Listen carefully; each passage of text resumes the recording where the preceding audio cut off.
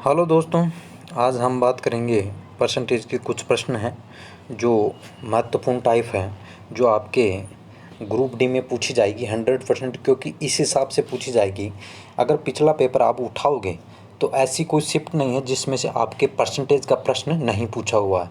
और परसेंटेज की ये जो टाइप ली है मैंने, ऐसी टाइप है, इसमें अधिकतर आप कंफ्यूज होगे कि इसमें आंसर मान लो आप 4 प्लस करूं या 4 माइनस करूं या 8 प्लस करूं या 8 माइनस करूं, मतलब जो भी आंसर है उसमें आप ये कन्फ्यूजन रहेगा कि मैं इसमें ऑप्शन में आंसर आएगा क्या।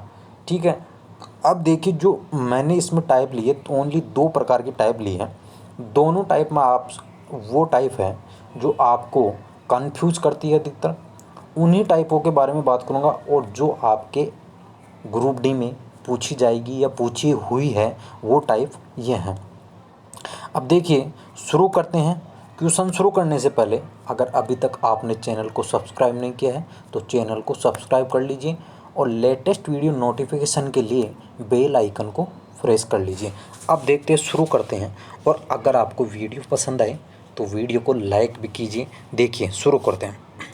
किसी व्यक्ति के वेतन में पहले 20% की वृद्धि की गई और फिर उसे 20% की कमी की गई, उसके वेतन में परिवर्तन, मतलब कमी होगी या वृद्धि होगी। देखो इस क्वेश्चन को हम 2 प्रकार से कर सकते हैं। आप वीडियो को पूरा देखिए, बीच में मत छोड़ के जाइए, क्योंकि आप जब ग्रुप डी में बैठोगे तब आपको ऐसा ना हो कि यही क्वेश्चन या यही टाइप आपके आ जाएं और आप फिर वहाँ कन्फ्यूजन होगे। अगर एक क्वेश्चन आपको ये भी पता है कि एक एक नंबर का इम्पोर्टेंस क्या रहता है, आप खुद अच्छी तरह जानते हो कि आप एक नंबर का भी अगर प्रश्न छोड़ते हो तो फिर आपका रैंक बहुत आगे या पीछे हो जाती है। एक नंबर ज़्यादा लाने का मतलब है कई गुना, मतलब आप हज़ारों में गिनती आते हो, आगे चले जाते हो। एक नंबर कम आएगा, हज़ारों में पीछे चले जाओगे। इसलिए वीडियो को स्किप नहीं करना है। जो मैं बताऊंगा वो आपको मात्र 5 से 10 सेकंड में क्वेश्चन सोल्व हो जाएगा। देखिए करेंगे कैसे। इसकी अगर बात करूं तो इसकी 2 टाइप हैं। देखो पहली टाइप तो ये है कि आपके पास ये है a plus B plus minus A B बटा 100, या तो आप इससे करो। इससे कैसे करेंगे, देखो पहले वर्दी और कमी। ठीक है, वर्दी की गई कमी की गई तो वर्दी तो हो जाएगी प्लस, ठीक है, वर्दी हो जाएगी प्लस और कमी माइनस। 20 की वर्दी 20 की, ठीक है, माइनस हो जाएगा। अब प्लस माइनस देखो दूसरा तरीका बताऊंगा आपको मैं, वो कुछ भी टाइम नहीं लेगा। ये तो एकदम इसका ओरिजिनल तरीका है कि इसको कैसे करेंगे। तो यहाँ देखिए, ठीक है, 20 तो ये तो हो गया 0, यहाँ तो कुछ बचा नहीं। अब प्लस माइनस का मतलब है यहाँ अगर प्लस में बचेगा वो हमारा आंसर होगा, माइनस में बचेगा तो वो जो भी होगा देख लेते हैं एक बार। अब देखो 20 इंटू 20 ए बी, मतलब गुणा करना है, ए इंटू बी, यहाँ कोई भी चिन्ह नहीं है तो क्या होगा गुणा। तो 20 इंटू 20 करोगे आप, कितना हो जाएगा 400। 400 में आप कितना 100 का भाग दोगे, 400 में 100 का भाग दोगे, कितना बच जाएगा आपके पास 4। अब 4 माइनस का बचेगा, क्यों? क्योंकि देखो पहले वृद्धि की गई, मतलब 20 प्लस का और 20 माइनस का। देखो यहाँ माइनस है तो 20 माइनस का, अगर प्लस माइनस की संख्या को गुणा करोगे तो आंसर आएगा वो किस में आएगा, माइनस में आपका आंसर आएगा। तो यहाँ जो होगा वो आंसर होगा 4, मतलब माइनस में आएगा, मतलब 4% की कमी आपका आंसर ये हो जाएगा। अब देखो हम जो बताएंगे आपको ट्रिक, उसमें देखिए क्या करना होगा आपको। देखिए कुछ दिक्कत नहीं आएगी, आराम से आप कर सकते हो। बस नॉर्मल आपको ये तो पता होगा कि 10% कैसे निकालते या 20% कैसे निकालते, यहाँ तक आपको कोई भी दिक्कत नहीं होनी चाहिए। देखो यहाँ देखिए, अब इसमें देखो पहले 20% की वृद्धि की गई, मतलब मूल राशि कितनी होगी आपके पास 100। अब 100 में अगर आप 20%, मतलब 20 रुपये, अगर मान लो 100 रुपये आपके पास है, अगर आप 20 रुपये बढ़ाते हो 120 हो जाएगा। ठीक है, पहले वृद्धि फिर 20% की कमी। अब मान के चलो कि ये 120 का 10% कितना हो जाएगा। देखो 10% निकालेंगे तो एक अंक छोड़ के पॉइंट लगा देंगे, मतलब 12 120 का 10% कितना हो जाएगा, 10% बराबर आपके पास हो जाएगा 12। और अगर मैं 100% निकालूंगा तो 100% का मतलब हो जाएगा, यहाँ देखो 1 और 2 अंक छोड़ के मतलब 1.20 100% के बराबर हो जाएगा। तो ये आपको मालूम होना चाहिए कि 10% कैसे निकालेंगे, 20% कैसे निकालेंगे। ठीक है, यहाँ तक समझ गए कि कैसे निकालना है। तो इसका 10% कितना आ जाएगा, 12 आ जाएगा। अब ये बोल रहा है 10% बराबर 12, तो 12 मतलब 20 की कमी की गई, इसमें 20% की कमी, 20 की नहीं, ना कि 20% की कमी की। 120 में से आप 20% की कमी करोगे, ठीक है, 20% की कमी करोगे तो कितनी कमी हो जाएगी, देखो 12 12 24, देखो आपके पास 10% मतलब 120 का 10% कितना आ जाएगा, देखो एक जीरो है तो एक अंक छोड़ के पॉइंट लगा दो, जो आपके 12 ये बच रहा है, ये 10% के बराबर बच रहा है। तो 10% बराबर 12, 20% बराबर कितना हो जाएगा, 12 + 12 कितना हो जाएगा, 24। तो 24 120 में से घटाओगे तो आपका आ जाएगा 96। अब देखो 100 में से कितना कम रह गया, 100 में से कम रह गया 4, तो वो जो माइनस में 4 है, 4 की कमी रह गई, मतलब वेतन में कितने की कमी हो जाएगी, 4 की कमी। ठीक है, ये बिल्कुल ईजी ट्रिक है, अगर आप तरीके से मान लो, इसको कुछ भी नहीं करना है इसमें। अब देखो कैसे, अगर फास्ट तरीके दोबारा एक बार और समझ लो, इसको करोगे तो आप कैसे करोगे, देखो पहले 100 मतलब 20% की वृद्धि मतलब 120, 20% की वृद्धि मतलब 120, फिर 20% की कमी मतलब 10 यहाँ पे लगाया, 12 12 24 कम करेंगे और आ जाएगा आपका 96, मतलब डायरेक्ट ही कितना, 4 की कमी, तो 4 की कमी। एक बात और ध्यान रखिए आप हमेशा, अगर समान संख्याएं होती है, मतलब पहले में वृद्धि दूसरे में 10% की कमी हो जाए, तो 1 × 1 मतलब 10 × 10 करोगे कितना आ जाएगा, 100। 1% की जो इसमें 100 का भाग दोगे कितना आ जाएगा, 1 निकल के आ जाएगा, मतलब 1% की कमी होगी हमेशा।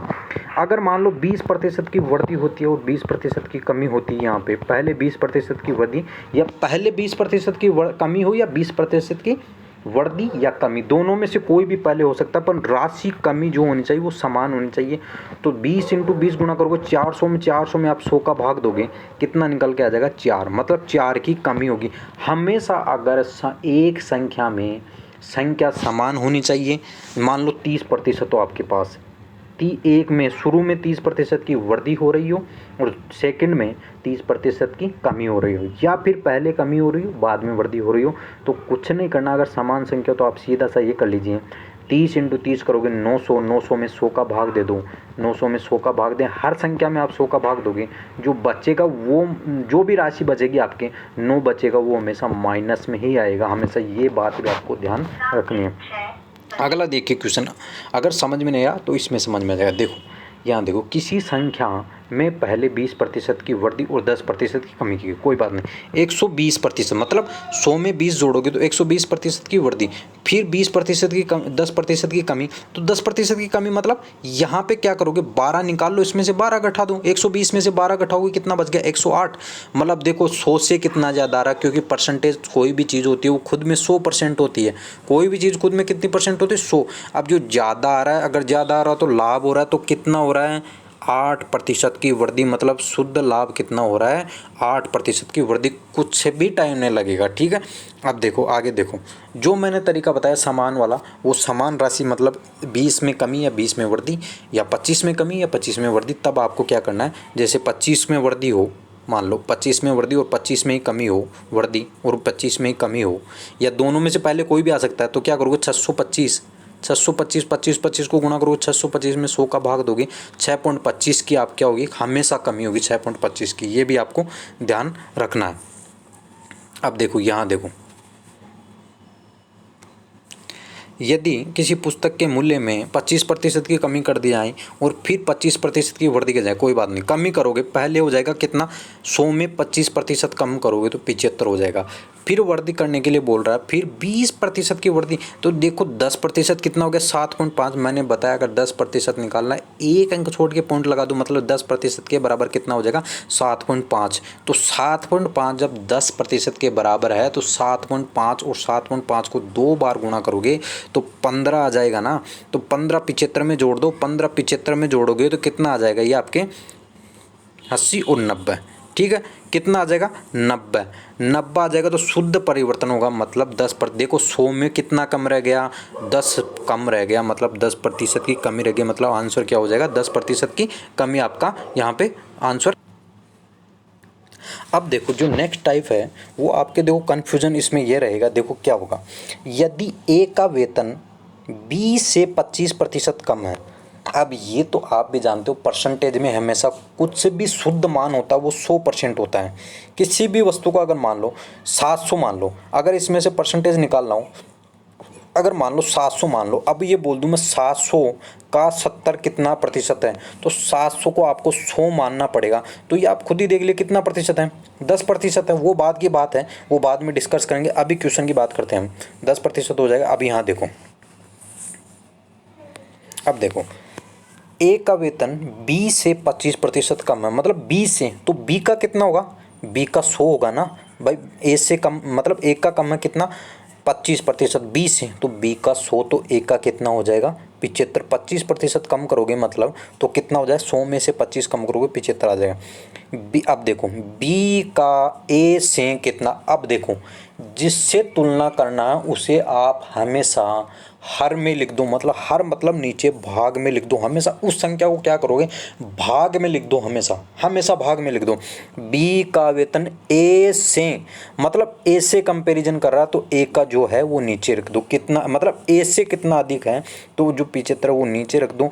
अधिक कितना है तो 75 से कितना अधिक है 100, तो 25 ही तो है, 25 तो ज़्यादा है, तो इसको काटोगे तो 1/3 आ जाएगा। और 1/3 का मतलब आपके पास होता है 33 सही। 1/3% की क्या हो जाएगा वर्दी, मतलब इतना 33 सही 1/3 ज़्यादा है किसका, बी के पास ए से ज़्यादा है। ये ध्यान रखना, ये आपको इतना सा और ये ध्यान रखना, अगर आप परसेंटेज में ये नहीं जानते हो कि 1/2 का मतलब क्या होता है, 2/3 का मतलब क्या होता है, ये आपको पता होगा। 1/2 का मतलब क्या होता है 50, 2/3 का मतलब क्या होता है, नहीं यहाँ पे देखो 1/2, 2/3 का मतलब क्या हो जाएगा, यहाँ पे देखो ये तो ऐसे मान के चलिए 1/3 का मतलब क्या होता है 33 सही 1/3, तो 2/3 का मतलब क्या हो जाएगा, तो यहाँ से इससे गुणा कर लो ये, क्योंकि नीचे 3 है ना, तो 66 सही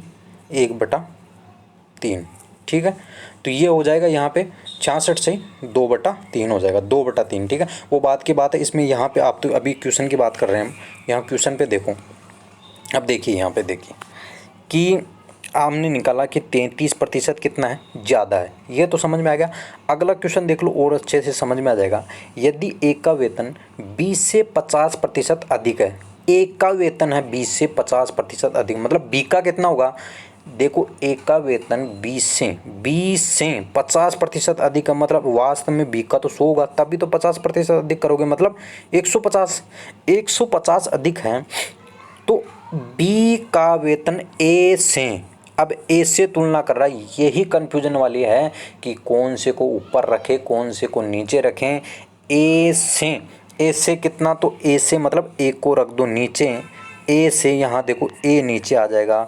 और ये पूछ रहा है कितना प्रतिशत कम है, देखो ये 150 और 150 और 100 में कितनी कमी है, 50 का अंतर है, वो 50 का अंतर होगा। कमी कितनी है 50, यहाँ 50 लिख दो, 50 से काट लो 1/3 बार चला जाएगा, आपका आंसर आ जाएगा 33 सही 3 मान लो, 33.3 मान लो या 33 सही 1/3 मान लो, आपका आंसर हो जाएगा डी। अब ये आपको इतना सा और बता दूँ मैं इसमें, यही ध्यान रखिए 1/2 का मतलब आपको पता है, 1/2 का मतलब होता है 50, 1/3 का मतलब क्या होता है, मतलब 1/3 का मतलब क्या है ये तो आपको पता होगा, इतना सा तो ध्यान होगा 1/3 का मतलब। और 1/4 का मतलब क्या है 25, और 1/5 का मतलब है 20, और 1/6 का मतलब है 16 सही 2/3। ये कैसे आएंगे ये आपको मैं बता दूं कि अगर मान लो आपके पास यहाँ क्या करोगे, 1/2 का मतलब मैं कैसे निकाल रहा हूँ कि इसमें क्या करते हैं गुणा करते हैं 100 को। ठीक है, अब यहाँ देखो कितना आ जाएगा, यहाँ से इसमें भाग दोगे 50, 50 को 1 से गुणा करोगे 50 आएगा, मतलब देखो ये मैंने लिखा 50, ठीक है।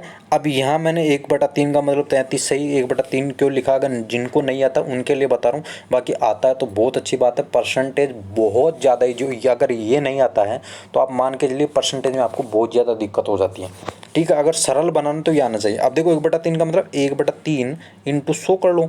अब इसमें 3 में भाग दोगे, मतलब 100 में 3 का भाग दोगे, 100 में 3 का भाग दोगे तो कितना बच, 33 बार चला जाएगा। और इसमें लास्ट में जो बचेगा 1/3 मान के चलिए, 33 3 99 और फिर बच गया 1/3। ये आपको ध्यान होगा, इतना सा तो भाग करना भी आता होगा आपको, ठीक है। तो थैंक यू दोस्तों, अगर वीडियो पसंद आए हो तो वीडियो को लाइक कीजिए, और अभी तक चैनल को सब्सक्राइब नहीं किया तो चैनल को सब्सक्राइब कर लीजिए।